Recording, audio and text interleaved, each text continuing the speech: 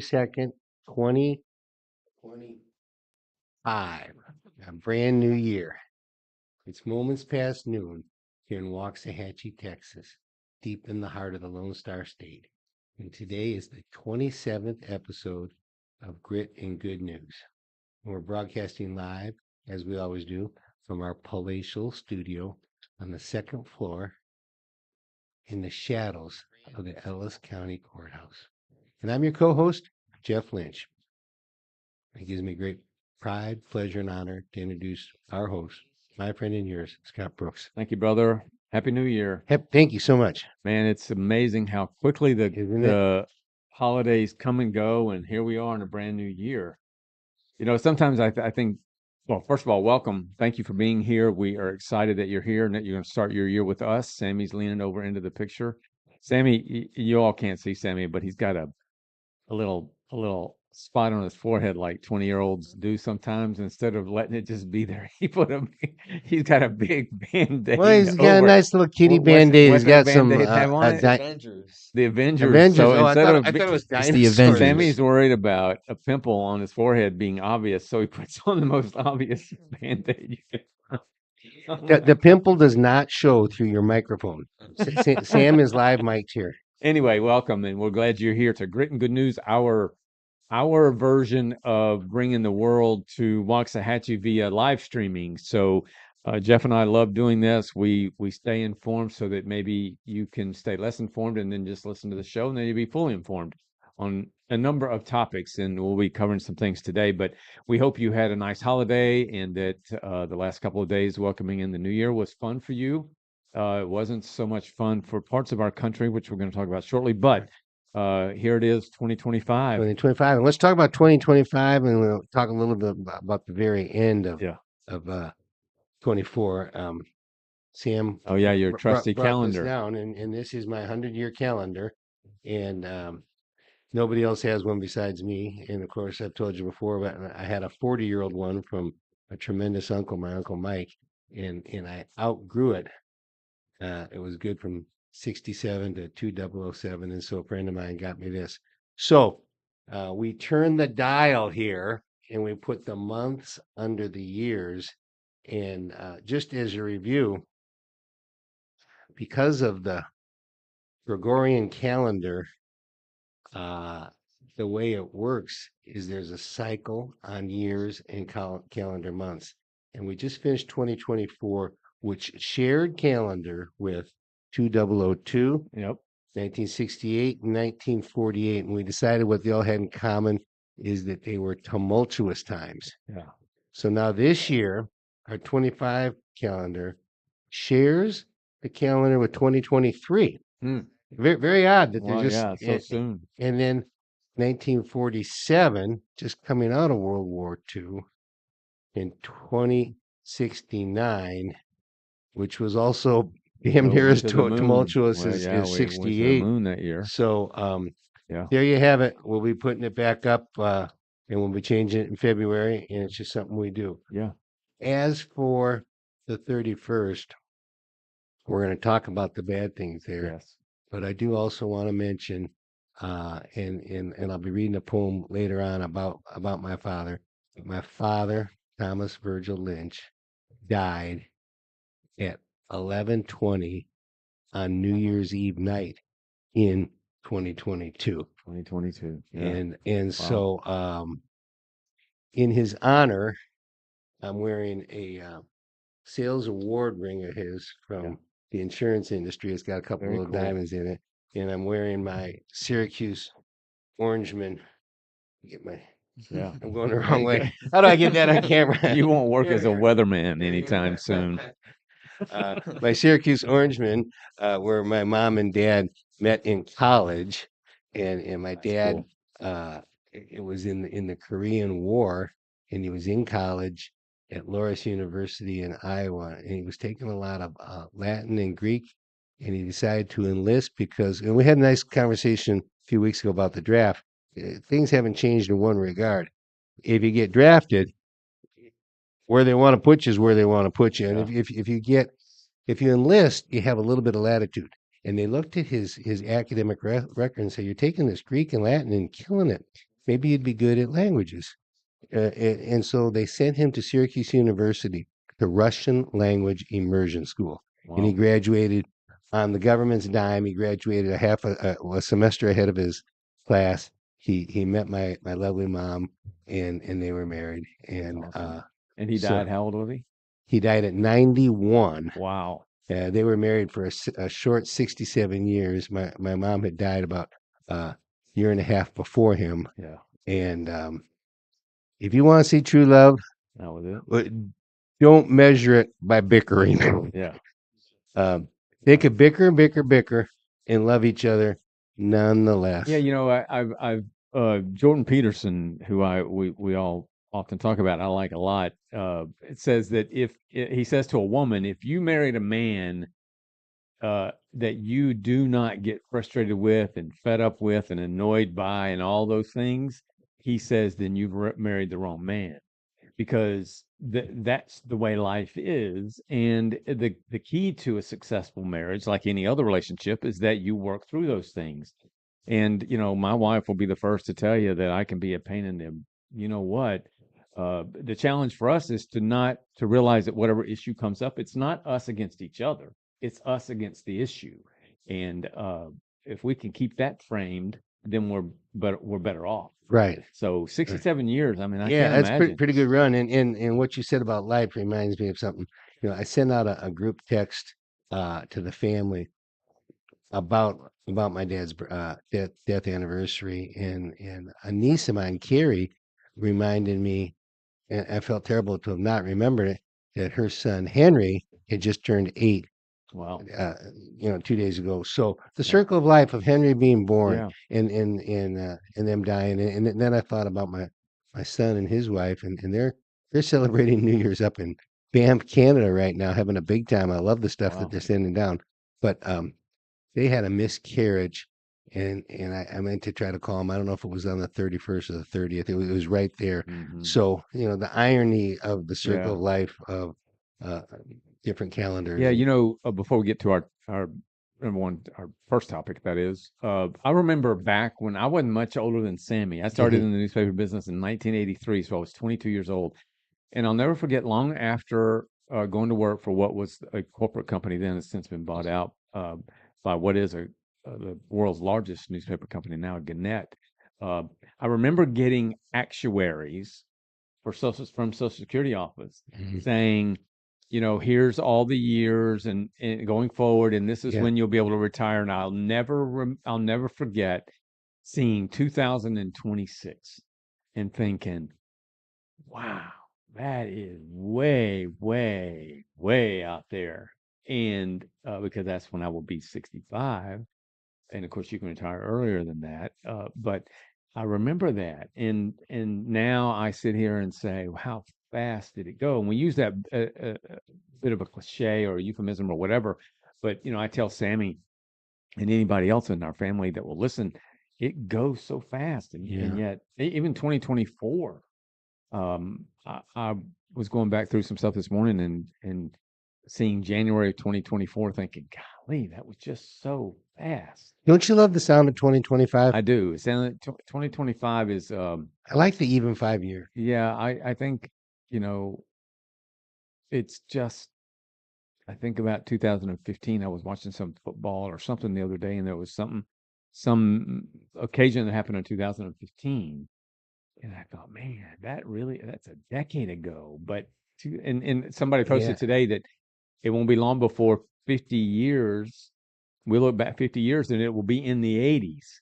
Yeah. It's just, anyway, the whole And point is that it and, and goes those by. actuarial tables, Yeah. the actuary, I think a lot of people know, but for those that don't, they study the probabilities and statistics of a lot of things, but in particular for life insurance about Right. longevity. And what you got from the Social Security office was based on that. But at that time, they were saying that 65 was the regular retirement. Right. But now regular is at 67 and a half, and you can take it early. Yeah. I took mine a couple early. Yeah. And you get a little bit less, but on the other hand, you're getting paid in years Yeah. You got to do that the you math. wouldn't be. Yeah. And either way, the math ends up about the same. It does, yeah, it does. That'll 80 is the break even point, whether you take it early or not, Yeah, it's I mean, for everybody or that's 81. watching that, at some point maybe we should talk about just those tables in retirement. It's a good topic to understand and to do the math. Yeah. Because I'm of the mindset that the minute the government owes me back the money I've paid in, a portion of it, because chances are I'll never get all of it, I'm taking it. A jump. That's what I did. So you got to figure it out. But anyway, thank you for being here. We're excited to get this year rolling.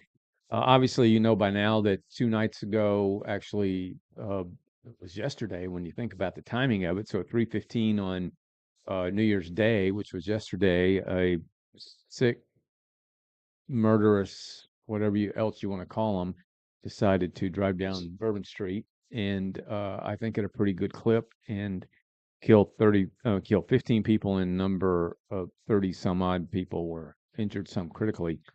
And we don't want to be talking about this much the same way every other live stream, pundit, TV, radio personality are talking about it. But I do want to just take a few minutes to talk about uh, really what's going on here. And we've got 18 more days until Trump takes over. And when to get us started in this conversation, yesterday, when I hear the news reports, or I hear the news anchors say we are waiting a statement from Biden, or Biden's going to address the country, I'm thinking, and I don't mean to be disrespectful to Biden per se, but I'm thinking, does anybody really believe that Biden is the one that's preparing any of this? And when we get to a statement by the president of the United States about one of the biggest terrorist attacks in a long time, are we in an environment where having it scripted on a teleprompter is going to make the country feel any better? I argue no. That's a side subject here, but the question is, are we in a 18-day window now, where the evil among us is, hi Terry, Happy New Year, and hope all is well with you, Terry, for sure. But are we in this window now where these people are saying we got 18 more days to deal out as much evil as we can under an administration who's asleep at the wheel, has been? And so is that what's going on here? We know we had New Orleans. Then a few hours later, about 8 hours later, we had, no, less than that, 6 hours later, we The had deal at the Trump Hotel, the Trump Hotel, Vegas. There were some other shootings that have taken place since then, but I don't think those are related to these things. But the question is, are we in a place right now of severe, extreme vulnerability because Trump can't do anything yet? I mean, he can, but he can't until January the 20th. And I saw something yesterday or this morning that said, you know what, Trump ought to skip the inauguration nonsense, all that hoopla, all that, and just get to work. And if they want to have some little formal thing, then do it. But get to work. And I mean, I doubt. He's meddling into a lot of business right now, and we just got to bide our time. I mean, we've had enough issues with elections and da da da da da. Yeah. You got to bide your time, and to answer your question, here's what runs through my head is that if you're going to plow people down, and then you end up dying anyway, or if you're going to blow up a car in Vegas and you're inside the car, you're going to die anyway. Yeah. It doesn't matter who's in office, because guess what? You do your nastiness and then you're dead, and then it's done, and it really doesn't matter. Yeah, I think the question for me is, we know that the question is from the context or the foundation that when Trump was in office for 4 years, we saw very little terrorist activity. We didn't see much of this. We've seen school shootings all the way straight through. We've seen shootings and mass murder, but we haven't seen it. We didn't in that period of time. We didn't see it from those who, in this case, it's a form of terrorism. I mean, it's all terror, but I'm talking about Middle Eastern terror and that kind of thing. So the real question for me is what's going to happen? What are we going to do in the next 2.5 weeks And is it, am I being correct in assuming or believing that when Trump takes over, that guys like this, who are, although they now say the guy's a lone wolf, are they taking orders from a higher power of terror? Will that higher power of terror say, okay, we when Trump gets in, we do this kind of stuff, he will come after us and take care of business, as they say in the South. And so we better strike now while the FBI is asleep at the wheel. I mean, seriously, we have the police chief of New Orleans said last night, she looks like she's about 90, by the way. She's a little bit older than I am. She's born in 59, but seriously, when you see her Yeah, talk, she looks like she's about yeah. 90. And the mayor's youngish. Yes, the mayor's young. But she said last night, we had a plan, or yesterday, she said, we had a plan, but the terrorists defeated the plan. And I'm thinking, well, what kind of plan is that? Well, and I saw some of that news conference in the afternoon where they paraded out a bunch of people. Yeah, and there were about and 25 of them. so the one question that I heard that then was played back on the nightly news was about did you have everything possible planned for? And you can't have everything planned for. You know, they talk about the big Ballers. the ballers. You know, you see them in front of a lot of buildings. Yeah. You can't put them in front of every building on every street, and, No. and you can't just you can't block off all those streets that go through the quarter. You know, people need to get their cab rides there and whatnot. Yeah. And so Yeah, the thing about the bollards can be lowered and put up. You know, you see some like around the White House. Those are Mhm. permanent bollards in front of the White House where you see people taking pictures and all that sort of thing. That area, you don't ever hear about cars driving up on that. Right. So those bollards are there and are about as permanent as you can get. However, bollards also can be moved up and moved down. And when they're up, they're essentially they're impenetrable. So the police chief said that they've been having a problem with malfunctioning bollards, and so that's why if you see the film, I don't know if you've seen the film of when the guy's on a perpendicular street to Bourbon Street, and a cop car is blocking Bourbon Street. He turns right, and up Mhm. on the sidewalk, Right. and then proceeds down Bourbon Street. I think there are bollards that were at some point there, but they aren't working. So you can make places like Bourbon Street. Have you been to Bourbon Street? Many times. Yeah. So Bourbon, for those of you that haven't been to Bourbon Street, one Bourbon Street is filled with people and Always. filled with trash.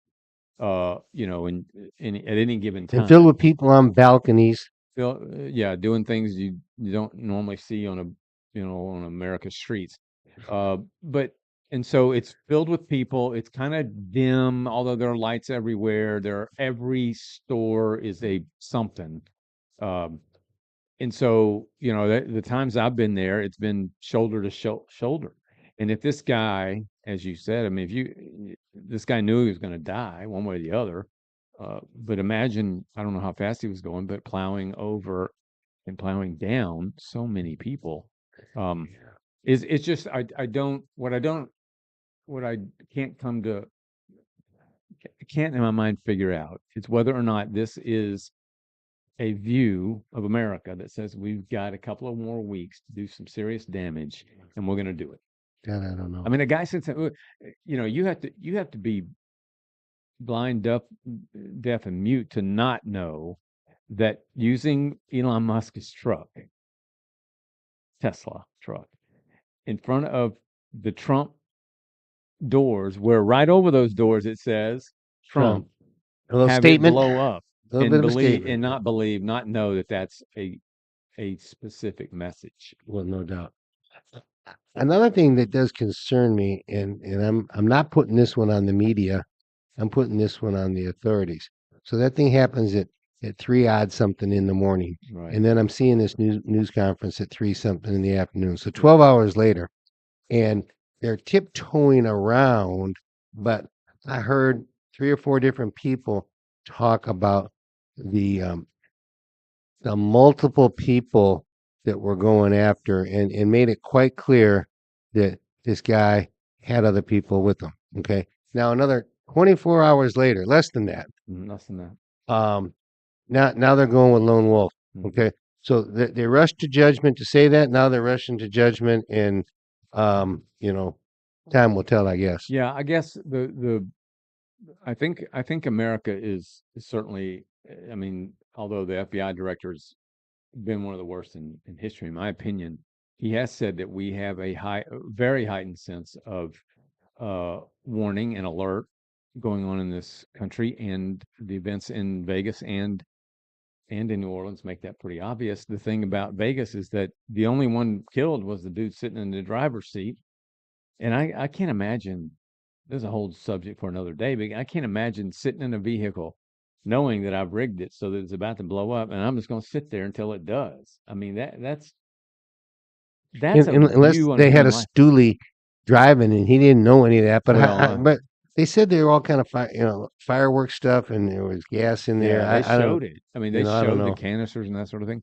But again, I just the argument I want to make is that we are in a heightened sense of vulnerability. Biden, I can only imagine that if this were to happen under Trump, God forbid, that our FBI director, Trump, and anybody else in charge would be in front of a camera saying, "This is what's going to happen now, and we're going to take care of business," not some scripted 3-minute uh, teleprompted message. And the FBI director is nowhere to be found. So it's a concern, and Waxahachie sits here in Texas, and we're in a comfortable place. We're in a beautiful city. God forbid anything ever happen here uh, like this. And we're not a populated area, so it's not likely to happen.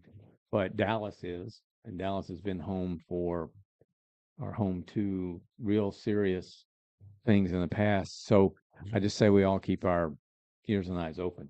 But as of now, the report is that it's a lone wolf kind of scenario, um, that at least 15 people have been killed or were killed, and many more injured. The stories are amazing. I saw the print. One of them was a Princeton football player. His brother plays for TCU. So we'll learn more about these victims, and to the victims, the families, and how you talking about the definition of terror is to know that your one of your loved ones is on Bourbon Street and lost their life in a horrible way. You saw some of those videos of people laying right there in the middle of Bourbon Street. Just an amazing thing. And from there we go to Cancun's. Yeah, so we go to Cancun's. Cancun's is one of our sponsors. For those of you that are familiar with Cancun's, you know that it is one of our city's best restaurants, favorite restaurants. It's on 77, just north of the 287 bypass, about 2.5 miles. Cancun's is Ameritex-Mex is what I call it. And breakfast, lunch, dinner, lots of good food, and across the spectrum from seafood to Mexican to some great chicken fried steak, great hamburgers. I think they make one of the best hamburgers in the city. But Cancun's, you can't miss it. Beautiful place, great people, great service, great food. If you go to, I'm not going to say because I got to confirm that our coupon in our app down home is still available for free sopapillas. But if it is, we'll tell you that on Tuesday so that you can get a free order of sopapillas at Cancun's. So be sure to visit Cancun's. Tell them Great and Good News sent you. We would appreciate it. All right. My column that it's running today. Because of the holidays, we did not have a print edition last Wednesday. That's in keeping with our previous years. We do an e-edition so you can get it online as though you're looking or reading a newspaper, but we don't print and And deliver. according to you, the e-readership is far surpassing. Far, big time greater. And big man here, Yeah. I hardly ever go to the e-edition. Yeah, I want it right here. There's some hardliners out there like you who still want a printed edition. So, but with Thanksgiving, with Christmas being on our distribution day, I didn't want to take away the opportunity for people to stay at home and be with their family or have to worry about it. So we only during Christmas not print. We only do e-edition. However, this week today's Thursday, we're delivering the paper to holiday. So you'll be getting the paper today. the column. Normally we wait a couple of days to talk about the column, but we're Right. going to talk about the column now. The column's called Terry says Cancun's best salsa around. Sure enough. Right. The column today is called The Chaos of Subjectivity. I wanted to call it The Chaos of Relativism, but I'm not sure people really use relativism in an ordinary way of talking. Like, you're just being, if you're being subjective about something, I'm not going to walk up and saying you're being relative about something. I'm going to say you're being subjective. But they're the same thing in this context. And that is, what is truth anymore? Really and truly, what is truth? The snippet that's been, or the full quote is, to be sure, truth has been misused throughout history, twisted to oppress and marginalize, but the abuse of truth does not negate its existence.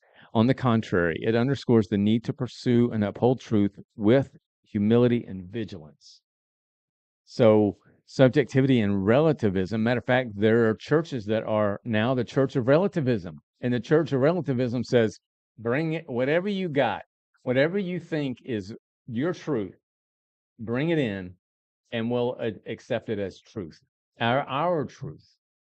So, church, But you know what? what? I mean, your truth is your truth. Yeah, but it isn't the truth. Well, on many things, there are empirical facts that you can actually say Right. that this is a clock that right now says Yes. 12:25. That's right. But somebody says, "Well, it's noonish." Well, you know what? You're right. It's Yeah. noonish. Yes. And everything there's a lot of validity to relativism because it does speak to the fact that we all have our own mind and we all make our own decisions. All right. So let me ask Not you that I this. want to be part of that church. Don't get me wrong. Yeah. So let me ask you this. So if I were to have Sammy strike up music and I started singing, it would become immediately abundantly clear that I cannot sing, period. Yet you believe you can. But I believe that that's one of my best talents. So the relativism We all sound best says, in the shower. well, maybe so, but the relativism is, I believe that I can sing. The empirical truth is I cannot sing. What's happened to society is that a bunch of people who cannot sing, empirically proven to not be able to sing, believe they can sing. And so now we're being inundated in society with people who believe men can get pregnant. Yes, that transgendered young people, that people 8 or 9 years old can tell us they believe they're a man or a woman or the opposite sex, and that's true. Or even younger. There've been parents who've said my 3 or 4 year old kid believes he's actually born a boy, he believes he's a girl. Well, can that be? It doesn't matter to them whether it can be or not be. It's their truth. So we have become so far afield from empirical truth that now anything and everything goes. The quote here is an argument about moral problems. So as we've discussed before, if I say to you that men cannot get pregnant, which is a truth. Yes? I'm going to agree. Okay. And you say, well, yes, they can, because they are now a woman and because of surgeries or drugs or whatever, get pregnant, which we've never heard of a man having a baby that I know of. No. If you resort to that argument, that because of my way of thinking that they can get, then you're a scoundrel, because the quote is, an argument about moral problems, relativism is the first refuge of the scoundrel. So are we, if you say to me, Scott, you cannot sing, and I get angry and upset and offended and sad and pouting and all that stuff and depressed, and say, yes, I can because I believe I can. Well, in essence, what the quote is that I'm a scoundrel. I'm a bit of a outlier because I'm relying on non-truth. It's great that when we prepare for our shows, we do some pretty good preparation, but we come out with some things that neither one of us thought we. Yeah. So I wanna go to relativism and talk about cubism and talk about art. And I want to talk about Pablo Picasso and I want to talk about Peter Max. Probably everybody in the world has heard of Pablo Picasso. I think a ton of people have heard of Peter Max, one of the greatest artists of the modern times. And they both have a parallel deal. And when you talk about Picasso, people go, "What is all that weird stuff he's drawing? And what is all this stuff?" And I felt that way too. But in my early 20s, I was dating a gal that was a art major in college.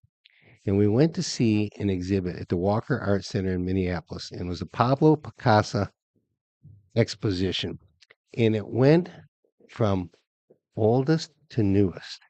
So you're looking at this stuff that he's drawing as a teenager, and you're going, "Oh my gosh, that is incredible realism." I mean, that is the most realistic picture I've ever seen of this, that, or the other. And he goes on and on and on like that. You know what happened? He got bored with the ability to recreate things that are real.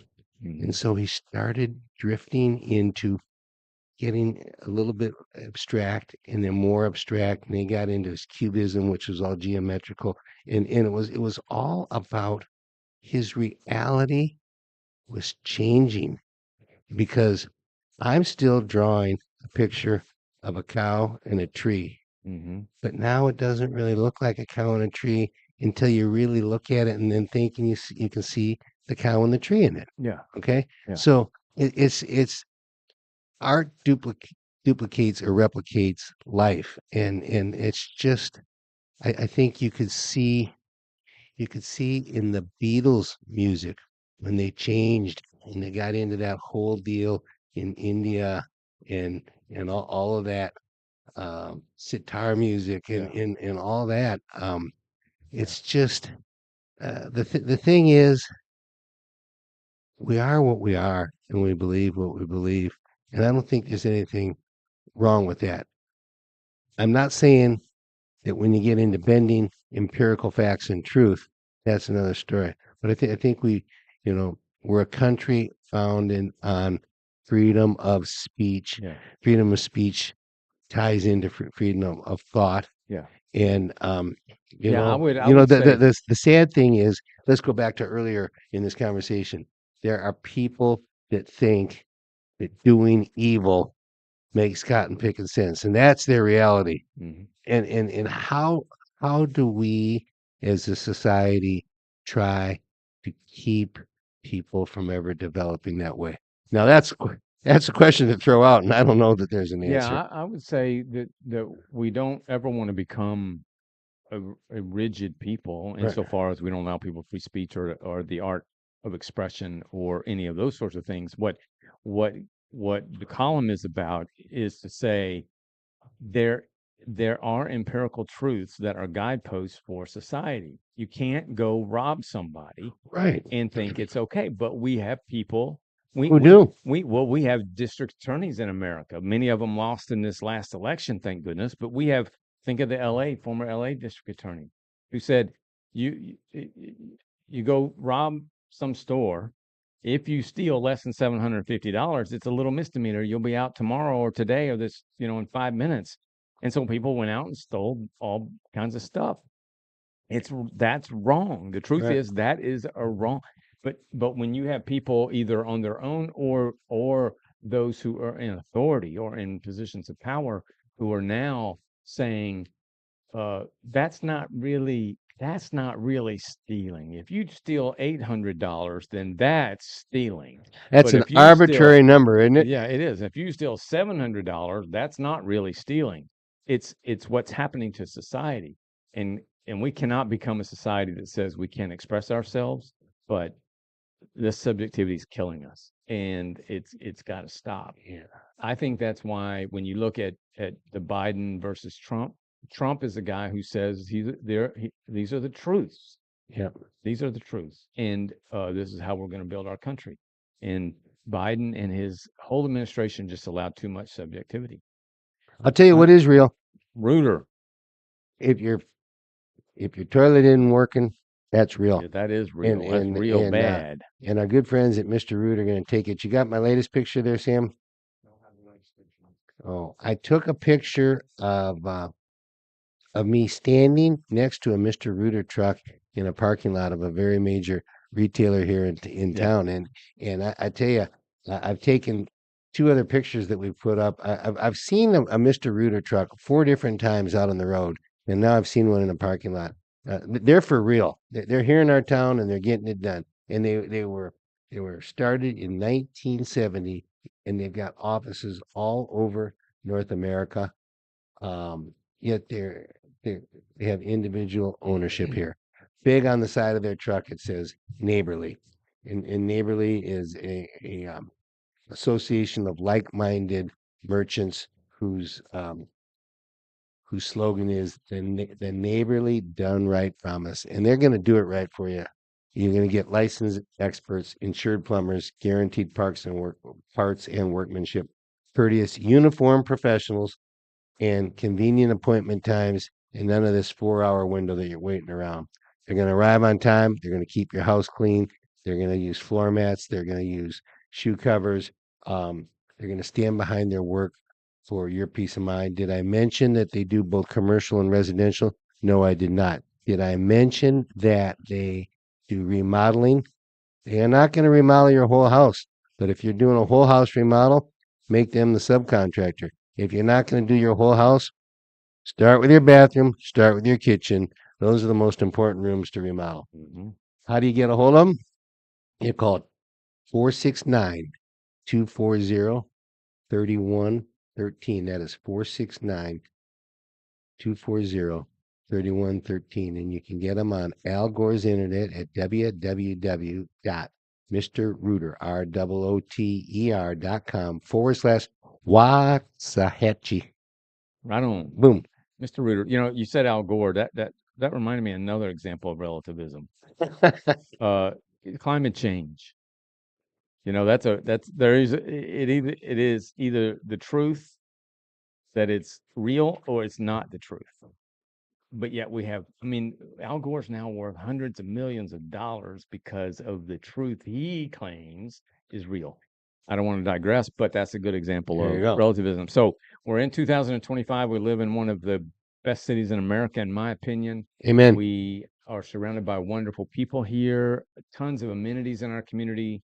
We have our challenges, like any other city has our challenges. We have leaders, for the most part, that I think are solid. And, I have to give some credit to our city council. I believe they've come together and are doing a good job. Mayor Billy Wallace, she has done a good job. And I have, despite our challenges in the past, I have made it clear to her that I think she is doing a good job. And I look forward to sitting down with her soon to kind of get us back on the same page, all in the name of the greater good. And that is to make sure that we do our very best, whether it's us on this show, us at the Sun, as citizens, as leaders, as elected officials, that we do what's best for Waxahachie. This morning, I got a text from Jake Elsey, our congressman in D.C., who wants to come on our show several times this year, which we're going to do. But Jake is a good example of somebody that cares about Waxahachie and his district, District 10. So if you had to name 1 or 2 or 3 wishes for Waxahachie, what comes to mind for you that you would wish for Waxahachie? While you're thinking about it, Yeah. my wish for Waxahachie is that we remain Waxahachie. When you're in a fast growth city like we are, really fast growth. When I came here 10 or 11 years ago, we were 30,000 people. Today we're pushing 60,000. That is incredible growth over a 10-year period. And those aren't all Texas people moving to Waxahachie. Now, there are a number of people in Texas that are moving to Waxahachie, another part of Texas. But there are a greater number of people that are coming from California, from maybe the East Coast, from adjacent states. A lot of folks have been transferred to work in Dallas, so they find Waxahachie and want to commute. So the issue for me is, you see people don't California our Texas, which we don't want to have happen. My wish is that we can stay as authentic and real as we've been, and that never changes without limiting our growth and our prosperity. But let's just remain who we are as a city and as a people. That's what I want. Yeah, I think finding traffic solutions might be one of them. I've always hated the roundabouts, but I've kind of grown to like them. And my wife and I were in Sedona, Arizona, this fall, and there's this stretch. Um, and Sedona's kind of a touristy area downtown, and I've never seen. You'll see one traffic circle or you'll see two. I saw about seven in a row on a I mean, it wasn't a mile and a half. It might not have been a mile. And I'm telling you what, everything moved. And so maybe that's something we investigate. I don't know. We don't want to stifle our growth. No. And so I guess we just have to find ways to deal with it. Yeah, I think, the assimilation of people that are coming from other states, particularly those that are liberal states, assimilating them into what we believe is a better way of life, whether it be from all the way from taxes to morals to uh, simpler way of life. We want to be in we want to influence them as opposed to being influenced to become something Waxahachie has never been. Too many wonderful men and women have built Waxahachie for us to ever let it go. So as we look forward, uh, as I enter the fourth quarter of my life as a citizen of the city, I want to make sure I contribute in ways that keep it pure and honest and simple and happy and good and strong and all those sorts of things. I don't want to let go of that, Right. but I also don't want to stymie our growth and prosperity because we keep growing. I mean, any trees that were around our neighborhood are now gone. There's no more forest. There's no more woods, as we used to say as kids. Right. They're gone, and Right. so now houses are coming up quickly. And of course, we all wish for the Indians to win a state championship. However, we're going to have in the next 2 or 3 years, going to have another high school opening, the Creek High School, which we don't know what a mascot is yet. And so we'll end up having two football teams, and we'll have people rivalries and that sort of thing. So I just hope that we can contribute in ways that keep us pure, Yeah. Waxahachie And, pure. and our sheet has this section entitled "Wishes for the New Year," and I had a few notes to myself, but you kind of went a different direction. But what I like about the different direction is the very first thing I had on the general list was healing, Yeah, and I don't think we got a healing problem here in I this don't think town. so either. Yeah. How beautiful is that? Yeah, In a very day good point. when we need healing everywhere, we don't have a healing You know problem what? That's a here. really good point. If I struggle with any regrets that I've had over the past decade, is Mhm. that I have exposure to the newspaper and a column writer is I've allowed or I've done things that do require a little bit of healing. I just mentioned one a minute ago Eh, about Billy I was Wallace. so happy to hear Yeah. you say that too. Yeah, because I don't want to be that. Do I want to get into it where I need to? Yes. When we have watchdog reporting and stories and that sort of thing, somebody's done something wrong. It's a really public official. Not that Billy has, uh, but there have been those that I've got to be forceful about that. That's my job. But I don't want to have regrets like this. Doug Barnes passed away recently. He was our mayor there for 1 year. Doug and I had a little bit of a rift, and thank goodness that before he passed away, suddenly, I was able to reach out, and he reached out, and we were able to come back together. So I don't want to live with that's a good one. I did throw a curve on you. I had in my mind we were That's talking okay. about No, Waxahachie, that's all good. but the And you know healing. what they say? Regrets, I have a few. Yeah, But then again, a few to mention. yeah. Who sang that song? Regrets, I have Elvis. Elvis. Well, Really? he's saying he one verse. He's great. Yeah, I forget the name of the song, but yep. Because it's the new year, I'm throwing you a curveball. I'm going to get in a second poem today. Go for it. And it's when we talk about New Year's, everybody talks about New Year's resolutions. And I wrote a poem on December 29th of 2021 It appears in this book. It actually appeared in the second book. It was called Resolution Revolution, and here's how it goes. Resolution Revolution. It's a whole new thing. It's about care-filled solutions. Let's give it a fling. You can't just say, I'll give up this or give up that. Let's show some respect. That's how we ought to act. This isn't really a complicated fact. An anonymous wise man once did say, a little bit of kindness goes a long way. Yes, of course, lose that weight, but truly focus on living without hate. Evil or malice will have you acting like a fool. How about living the golden rule? Very good. That's a good one. Yeah. So, I mean, that's a really good point about healing and coming together. I would say to any of you that are starting this year carrying around any baggage or toxicity towards another human being, that toxicity is only killing you, and it's only been killing me where I've had it. And it's at some point we got to wake up and say that it's not worth it. You know, I can love Billy Wallace, uh, and still have issues that we can work through, that it doesn't have to become nasty. So it's poem time. Yeah, And and are we still doing 5 random no, facts? oh, you know what? We do have our 5 random facts, but there's so much in here that I didn't think of them today. Do you have some? Yeah, I got them. All right, let's hear it. This goes to earlier in my working career when I was, and I'm still not much better, but I was so bad on all things internet and email wise, and nobody worked for me, but I had people that worked directly for me with dotted lines that didn't report to me. Yeah. And I relied on them for a lot of things, and they helped me out. And it goes like this: ignorance, when used properly, is a powerful tool. And it's very true. It's very true.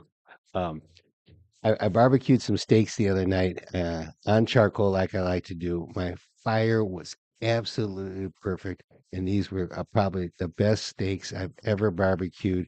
And it reminded me of looking at my dad when I was a little boy. This was in Kansas City, so I know I was less than 7 years old.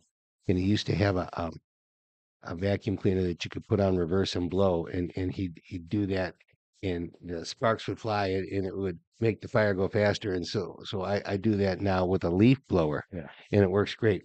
And I said, Dad, how did you ever learn to barbecue so well? And he said, well, Jeff, I got to tell you, you got to you got to ruin some meat to learn how to barbecue. Yeah, ain't that the truth? And then when he passed away, and I was the MC at the wake deal, and I had so many great dadisms, and you hear me quote him so many times because that man, he was a master of the English language. He was fluent in Russian, and he really had a way with words. And he used to have this one, and it says, "The beginning of definiteness is the end of confusion." You know, Yeah. so true, so true. Yeah. He also used to quote his mother, and I wrote a poem that I've read, and it's been in the paper.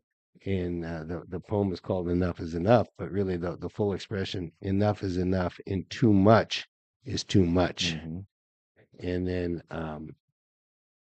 he used to say this very often to each of us individually. He says, "Have I told you lately how much I love you?" Yeah. Yeah. Great man. Yeah. That's awesome. Yeah. Speaking of great man, we're gonna move right into your poem because are you gonna read the poem for your dad? Yeah, I I'll know. read my dad's I mean, poem. would you Yeah, schedule to run it? Yeah. yeah, yeah. I know we were gonna do it on the anniversary of the day of his passing, Yeah, right? Which would have been which Tuesday. we're gonna do it Tuesday, but we're doing it today, and it's Yeah. on page 74. There you go. And it was written on September 20th, 2021, a couple of months, about a year and a half before he died. I was up to visit him after my mom had died that June, and the dementia. They both had some dementia, Alzheimer's combination, and when he died, when she died, he could not process that she was dead. You'd call up and he'd say, Oh, mom's not here to talk to you. She's down at the activity room or Yeah. something. Couldn't keep it straight. So it's in the state bird in Minnesota is the loon, and the word loon is a bird, and it also has to do with being a little loony, Loony, right? So yeah. it's called lost but not a loon. Lost but not a loon starts this sad tune.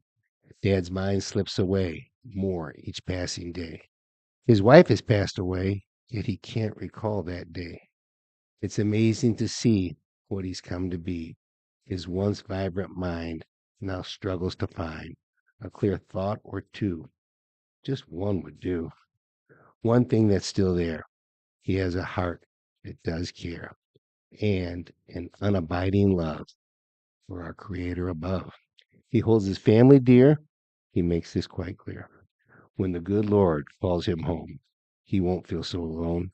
He'll be by our mom's side, where he will again reside.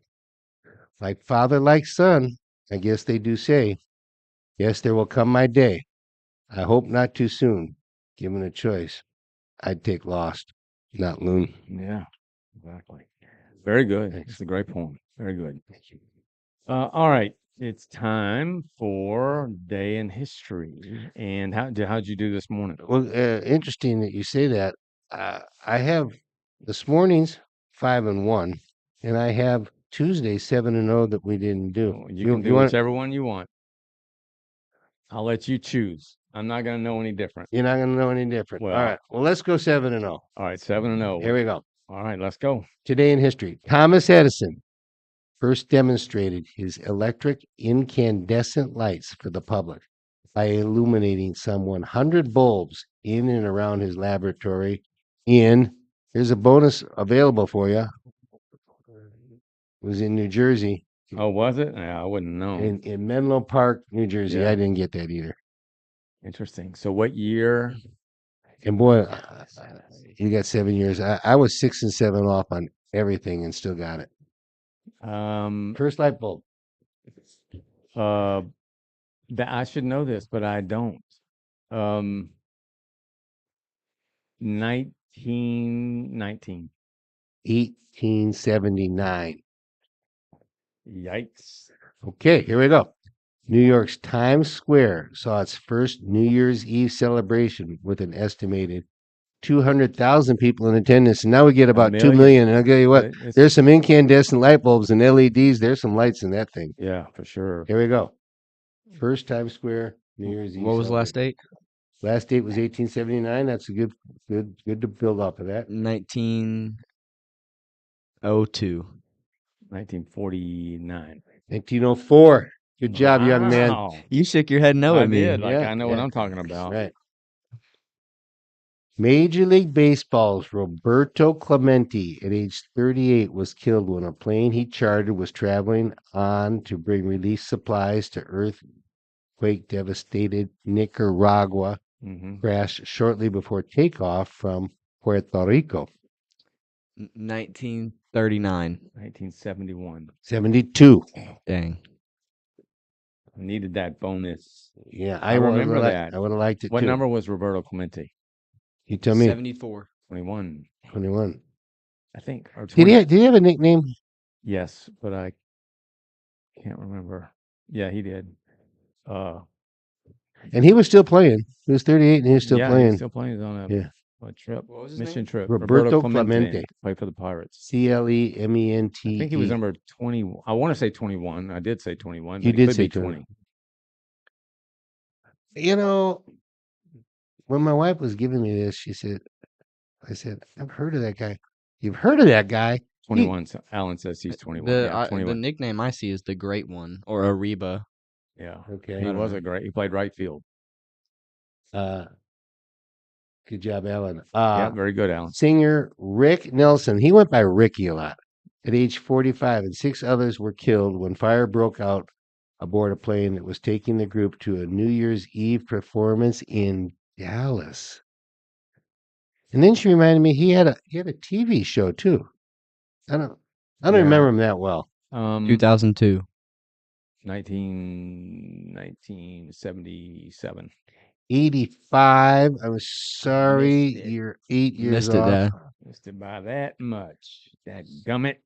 My son Carl loved Calvin and Hobbes, Oh, and yeah. I remember one year for Christmas getting him a Calvin and Hobbes uh, illustrated book full of his cartoons. The syndicated comic strip Calvin and Hobbes, created by Bill Watterson, came to an end after a 10-year run. 2000. 2000. 2004. Did you like him? You know, 2004. 1995. Man, I got you it. know what? Here's something. As a lifelong adult life newspaper guy, Hmm. I have maybe, and I'm not kidding you because I know you're a big comics guy. I have maybe read the comics twice. What do you mean by the comics? The comic page in the newspaper. Oh. Some people call it the funny page. Yeah. Gotcha. I tell you what, I remember reading them as a kid, and Yeah. I don't know exactly what year, but within the last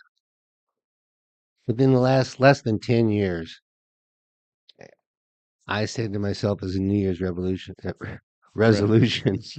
I'm going to start reading the comic books just because I Yeah. think it'd be good for me. Comic pages. I don't like comic books, but Yeah. and I think that was number one of the most followed through resolutions of my life. And you're still doing it? And I'm still doing it, and I'm Yeah. still loving it. And I don't read every comic in the comic section. Yeah. And this That what year was that? that was 95? 95. Okay. And Almost Terry. almost here. I'll buy that much. You know, I think one thing that could make your newspaper better is better choices of comic strips. And I think there might have been somebody that was a writer for you a long time ago that had a lot to do with those choices of comics. Yeah, And, you know, and it's the one thing about newspaper readers is the minute we mess with comics, oh my goodness, it ain't gonna be pretty. you know, you need to put out a little survey about Alan said, "Well, there's a survey. You, Alan, your anecdotal in the survey, old local the paper, Daily Dark, the yeah, Daily Dark, yeah, the Daily and Light. and they're probably not the same ones we got now. I think that's a project for somebody on your staff to work on. Is I'll assign it. How's that? just do a simple survey. Okay, take the different ones and rate them 1 to 10. We'll see who likes All right. what. Okay, and if you All get right. too many twos, then Yeah, really. here we go. Russian President Boris Yeltsin resigned, making Prime Minister Vladimir Putin the acting president. Be careful on this one. 2008. 2004. 1999. I got He's one. been in office for 25 years. You know what? I just heard a report that I thought they'd said he'd been in office for 20 years. That's what I was going off of. Yeah. 25 years. Isn't that amazing? I went 266 and I just got in on my 7 years on that. Yeah. But yeah. Why don't we ever hear about somebody driving down the streets of Moscow and running over people? Because of their totalitarian system of government and law and But still, there are people over there like this dude. those guys go to firing squads, man. That's the point. Well, yeah. That's my point. Is that Well, you want that I'm not here? for Putin? No. Oh. I'm not for Putin. But what I am saying is that there is a disposition in certain countries where you don't come into our country, you don't cross our border, you don't. I mean, we're America. We're welcoming and loving. However, Right. it's partly because these clowns believe they can do it, and they're going to find a way to do it. In Moscow, they're not going to find a way to drive down the streets by by whatever that and kill people. Lou, get a last one, and then maybe I know you're big on the college. Yeah, we'll look real quick. Here we go. The Health Commission in the central Chinese city of Wuhan announced that experts were investigating an outbreak of respiratory illness and that most of the victims have visited a seafood market in the city. The statement said that 27 people have become ill with a strain of viral pneumonia, which would eventually become known as COVID-19. 2019. Very good. The bonus, and I went 2020 because that that's bonus made me even. You thought I was going to say 2020, didn't you? No, I did. was I hoping did, and I you'd didn't think think it through. I did not All think right. it through. All right. Yeah. So I got news for y'all when it comes to this football pool. I guarantee you, both of y'all were like yesterday when Arizona State was about to beat Texas. We had them down Yeah. 4th and Mm. 13. Yeah, the Sun we a Devils. Texan, dude. We had them down by 4th and 13. The game would have been over if we'd have stopped them. Arizona State would have stopped them, and they gave up a touchdown and then ended up I losing. know.